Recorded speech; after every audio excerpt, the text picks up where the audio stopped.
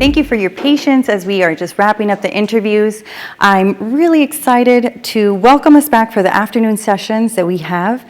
Coming up next, Dr. Brian is going to be talking to us a little bit about overcoming social barriers as a health professional. We know health professionals play an important role in enhancing the lives of those in their care.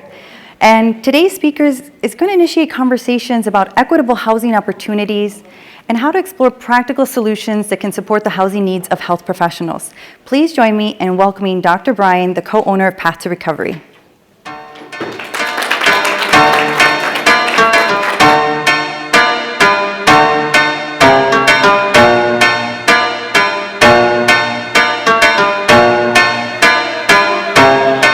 Let's talk about stress, let's talk about life, let's talk about why I really married my wife. Let's deal with emotions, know my feelings, put it on the table so you can start. I know it's kinda hard cause you're angry. It's 2021 and we ain't free. Don't know why I'm headed, I just wanna make it my own. Look at what they often debated. Let's talk about stuff we had to endure. Already blessed, but there's so much more. I love all my people, but we are not equal. It's time to remind, refocus, restore. Let's talk about Jesus making a choice to die for our sin and our color of skin. It's the way that I show and it's time to rejoice. For our hearts, maybe a brand new voice. All right. My name is Dr. Brian Long, and I am here to talk to you about overcoming social barriers as a health professional. First thing first, y'all see the picture up there? Y'all see that picture right there? That looked like someone that has been through some struggles, someone that has been through some trial and tribulations. Can anyone tell me what that looked like with that picture right there? Tell me. What comes to mind when you see that picture? Mugshot. Anyone else? Somebody said, what? Driver's license. Well, that is me at 17 years old. I just turned 18, and I'm going to tell you a little bit about my story. My name is Dr. Brian T. Long, and I have not always been Dr. Brian T. Long. I grew up in New York City. Anybody else from New York City? Wave your hands. I'm from the Bronx, New York. 233rd, 231st Street, White Plains. You know, when we get around our own peoples, we start throwing out our cities, our areas, what block you from? Oh, my cousin from over there. You know what I'm saying? We get excited. And so when I grew up in New York City, I grew up in a single parent home. And all this is going to tie into my main purpose of why I'm talking on today. Growing up in a single parent home, we did not understand some of the things that we were faced with growing up in New York City. And me and my brother, who I looked up to as a father figure, was one who gave me guidance. The problem was, because my mother was a single parent and always worked and always was in church. How many PK kids is in here? Anybody else? I know I'm not the only PK kid up in here. Church every Sunday, every Wednesday, every Friday, every Tuesday. I don't even know how many times we went to church, but we stayed in church. At one point, I stopped believing because I could not understand that how could somebody who said that they were a God could allow me to go through some of the tragedies that I was going through. I was experiencing so many losses. I've seen people die in front of me at a young age. I lost my father who was present, but he was not in my life because of circumstances between him and my mother. So growing up in a single parent home, my grandma raised us. She showed us what she could do while my mama worked extra. And while we was on the streets, I joined a gang at 9 years old. One of the biggest, baddest gangs that you hear of. You hear it all on Gangland and everything. And because at 9 years old, I wanted acceptance. I wanted to be loved. I wanted to be shown that I can be somebody, even if it was somebody bad or negative. I wanted to feel like I had a purpose. And because of that, the gang reached out this hand to me. By the time I was 15 years old, my mama had said, let's move from New York City to North Carolina. And so in my mind, at 15 years old, I had already learned how to run the streets. So in my mind, I'm like, shoot, I'm going to North Carolina. They slow up there. I had something coming to me because they were far from slow. So when I came up into North Carolina when I was 15 years old, I said, I'm coming up here to set up shop. My mindset was so distorted because I did not know my purpose. I didn't have a true identity. All I knew was what I saw. We were talking about how our mind is so powerful, but see, the mind is a terrible thing to waste when you feed it with so much negativity. And because I seen so much negativity, I thought negativity was normal. The people that we serve, when they're surrounded around that negativity, to them, when you show them something brighter, it's like a whole new world, like the Little Mermaid. They're like, oh, shoot, that exists? You got malls? Come on, some of y'all know the patients that we have served. They've never even been to a mall, and it's down the street. So as time goes on,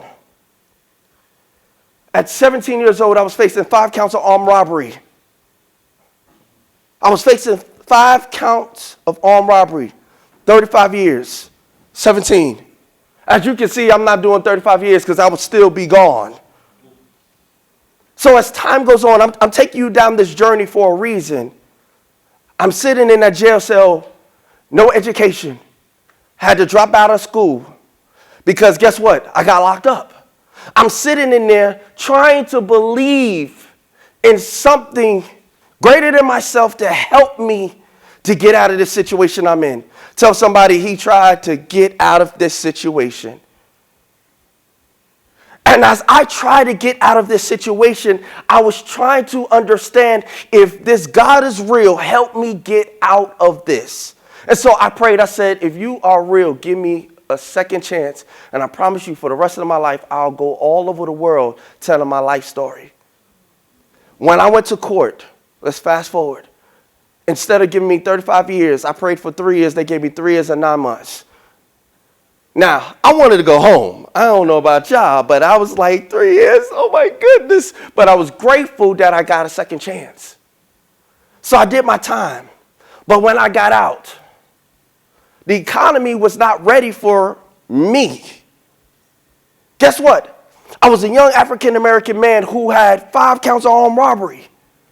And the last time that they saw me, I was gangbanging and I was terrorizing the streets. But the person that I discovered who I was when I was incarcerated was somebody that loved people and wanted to show people a different direction. I have found God. I have found my purpose. I have found my identity. Why are you talking about this, Dr. Long? Because the patients that we serve, the people that we are trying to push into their next dimension, into their journey, they need to know who they are in order for them to heal. How can I heal if I don't know who I am? I must understand who I am, my purpose in life, and what it is that I desire to have. And so when I was inside and I was encouraging and counseling individuals who just beat somebody over the head, who just stole something from somebody, I was like, what is it that this is called? It's called therapy. So you mean to tell me, they used to call me preacher man, I'm crying. I'm sitting here saying, you just beat this man up, and behind the scenes you crying, man, preacher man, I didn't want to bust his head open, but I had to do it. And I realized that the reason why people respected me is because I could relate. I showed them my wounds, and my wounds that were healed helped them heal their wounds. You can go to the next slide. Because of my criminal background, education was very challenging. I had a GED. And when I came out, I lost my job that I once had when I was on work release. And as time goes on, they told me that I had to find employment or else I will go back into incarceration. And so I'm from the streets. I'm not going to go just work for anybody. I got a name to uphold. Tell somebody you got to be humbled sometimes. I had some humble pie, I'm trying to tell you. I was sitting in church one day, and then the Holy Spirit, God told me, said, go to Zaxby's. I had a suit on just like this. Go to Zaxby's. Tell them I said, I'm going to hire you. Tell them God said to hire you. I said, Zaxby's? What cook? I need to be a boss.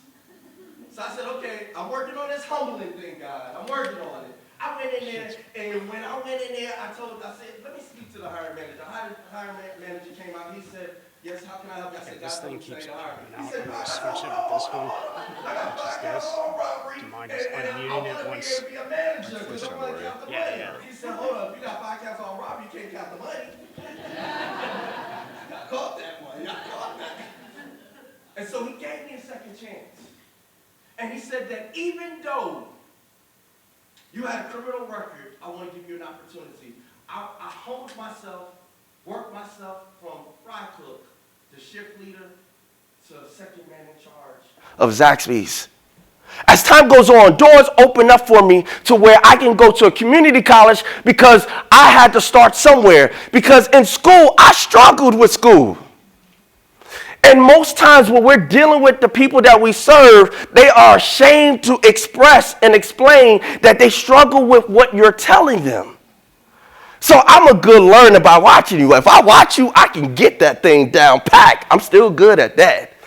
And so as time went on, as I was working at Mitchell Community College, they gave me a second chance to work there. Doors began to open up. The federal government began to start talking to me. And people from all across the nation started reaching out because they heard my story and how I was willing to give back. And so the government, because I could not become a federal employee, said, well, we'll pay your salary through this nonprofit organization called Appropriate Placement Options. So now I had an opportunity to tell my story, go into the jail cells, help individuals who were struggling to overcome the barriers that they were going through. And as time goes on, as I got my bachelor's degree, I tried to go to one of those mainstream schools, and I got rejection because of my criminal record. That made me devastated that I could not, even though I changed, even though I made strides to go forward, people were still discriminating against me because of something that I did when I was 17 years old.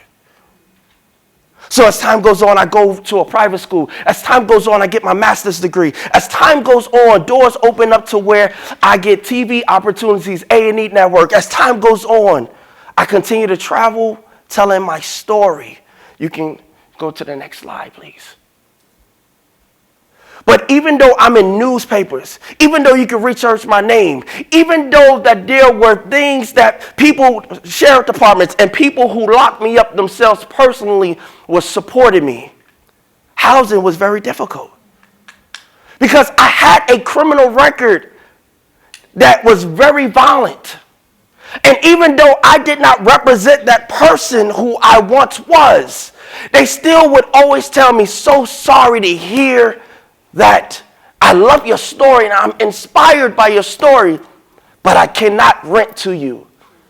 And I would say, well, there's like 5 people here who sell drugs because I'm from the streets. I know they sell drugs. they got their baby mama right there. They live with her. I'm coming to you humbly. Give me a chance. And they would still turn me away, which forces me to settle, even though I've changed, and puts me back into an environment that I don't want to be in. As time goes on, you can go to the next slide. Because I refuse to quit. I refuse to let people stop me. Doors open up for iHeartRadio to be on a radio station. Doors open up for me to be able to do great things. I've written over 9 books. As time goes on, PhD, several honorary doctoral degrees. And as time goes on, I've touched over 10,000 individuals across the nation telling my story because God had given me a second chance to help people understand that overcoming social barriers as a health professional takes you having the ability to first heal within.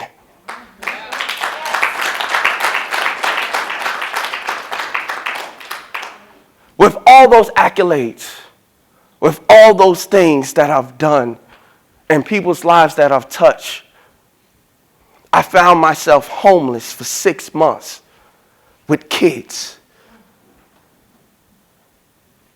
struggling. Because guess what?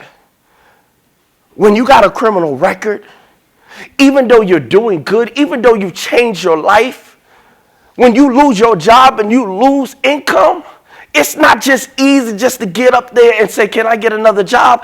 They got to put you through the rigorous process just to tell you no. So today I'm here to represent those who are formerly incarcerated, those who have mental health issues. Because I struggle with OCD, PTSD, I struggle with ADHD, I struggle with so many different diagnoses, but I'm here to represent those who are voiceless, who want to be heard, who want a second chance, who want to tell people that if you give me an opportunity, I promise you that I can make an impact on the world for tomorrow.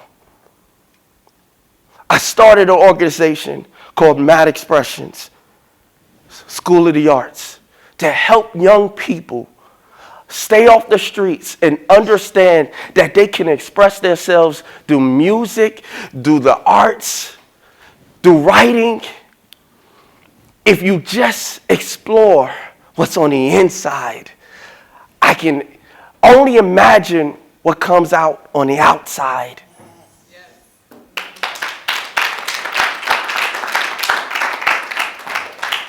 And as time goes on, as I conclude, I realized this one thing, that even though I'm in the mental health field, and even though I became a therapist, that the challenges that I face with licensures, with even trying to get a licensure in another state, the roadblocks that I get to relive the same thing that happened 20-something years ago, to prove that I'm a good person. These are the barriers that I must face so that I can help people understand that if you impart in me and I impart in someone else, guess what we have? A changed world. All it takes is one person to give one opportunity. I'm here today sharing with my passion. I'm a therapist. I love helping clients change. But my passion is this: speaking all across the world, telling my story, hoping that someone will get changed by my message. Thank you for listening. Thank you.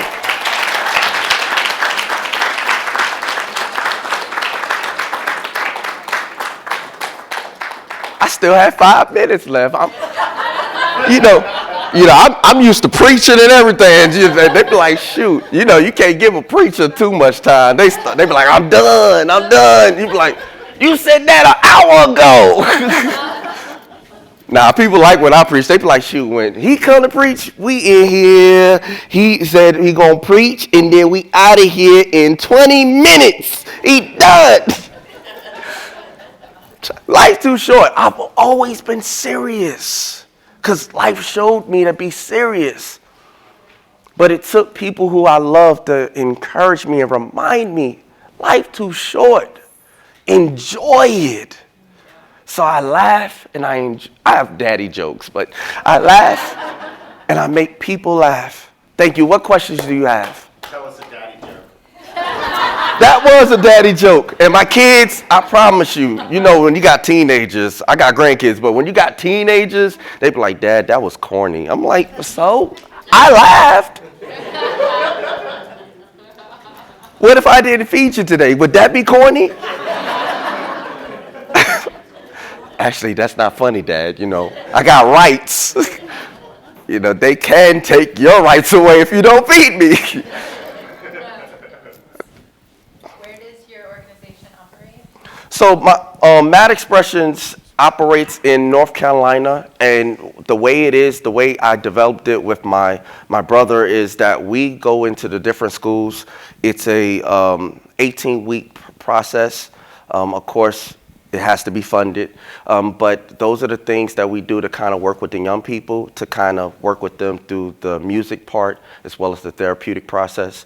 And then Path to Recovery, which is where I'm licensed as a that's how I make my money now, is located in Kentucky. It's in Louisville, Kentucky, and I do a lot of my work in Louisville, Kentucky. Those people that's from Kentucky, what's up? He was like, yeah. I see you, bro. I'm sorry. No, I just said, do you ever come back to New York? New York, I have so much family in New York that I want to come back, but I have not had the opportunity. So yes, since I've been out, I have been to New York because I started to explore the music world, and then that kind of faded away. But definitely, I'm looking for opportunities. I just got a plug in. I'm looking for opportunities to go anywhere. Anywhere. But yes, I look forward to coming back home to New York. If you want to work with any of the school systems around the country, let me know, and we probably have contacts there that we can help you. I'm telling you right now, you need my number? Join on LinkedIn. I'll catch you after. We'll talk. I'm sorry, we got to be professional sometimes. Well, I'll talk to you later. She even did it like this. She's like, yeah, let's go.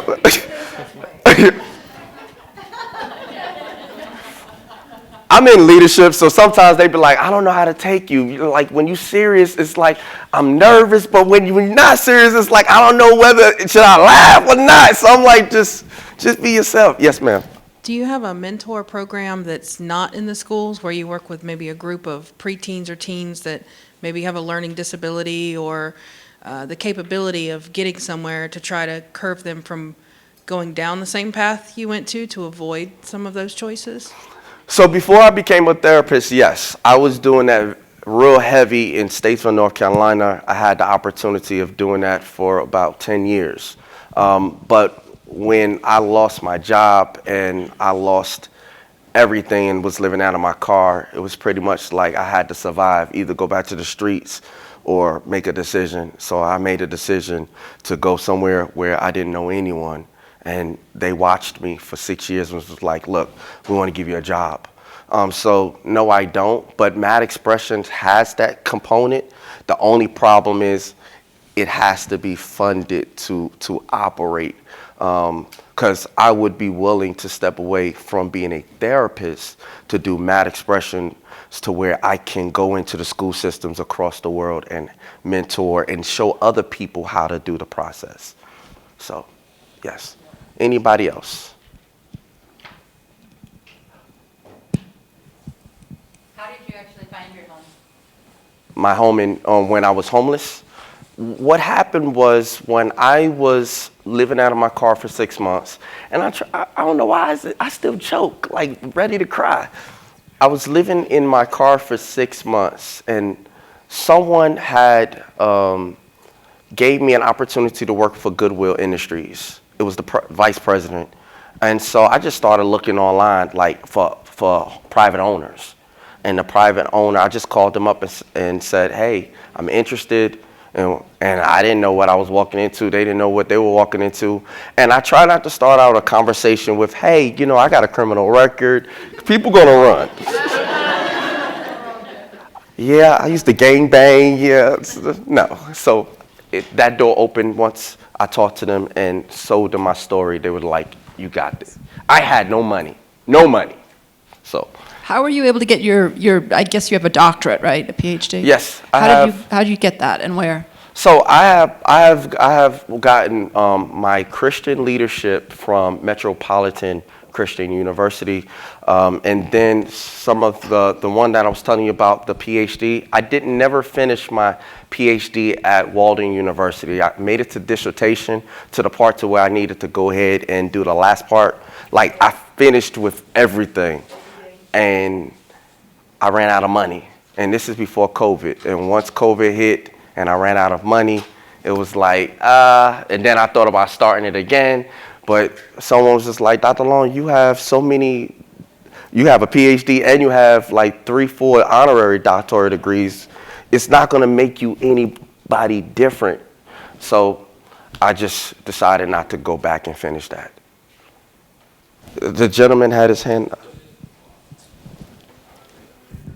I got 2 questions. One, thank you for sharing your story. When working with a patient client, what do you find is the hardest part in them changing and helping them create the change that they desire? Believing in the process. A lot of times, and what was mentioned earlier was about the process of thinking. Let's think about this. What we think of ourselves not only stays in our brain, but goes into our hearts, and then now what's in our heart comes out physically. So when I talk to clients, I address mind, body, and soul. We have to have a spiritual component that we have to address. We have to address the physical component, and we have to address the mental component. If I don't believe in something higher than me, then therefore, guess what, I'm lacking. Even if I believe in the wall is a God, I have to believe in something spiritual. There has to be a spiritual component. And so I always try to help those that the struggle is believing in something as well as believing in self. And once I get through the barrier of recognizing, believing in self, they're able to they change. And then once they hear my story, they tell me, oh, you got me sold right then and there. Right. So I love that. I love that. Beautifully said. The other thing, so I'm here with my 2 amazing business partners. Our company is a transformation company, so everything that you were saying is very resonant. I'm a recovered addict myself. And so I would love to have you on a podcast where we could talk about your story and do it to a public forum. So the question is, will you be on my podcast? Yes, sir. Yes, sir. Yes, sir. Thank you. Thank you. Thank you. I'm about to get kicked off the stage. Anybody else before I get kicked off? I feel like I'm at the Apollo. They about to... Oh, sorry. Except I do it with a smile, Brian. Yes, ma'am. Thank you so much. Please give us a round of applause, Dr. Brian. Thank you so much. Fantastic.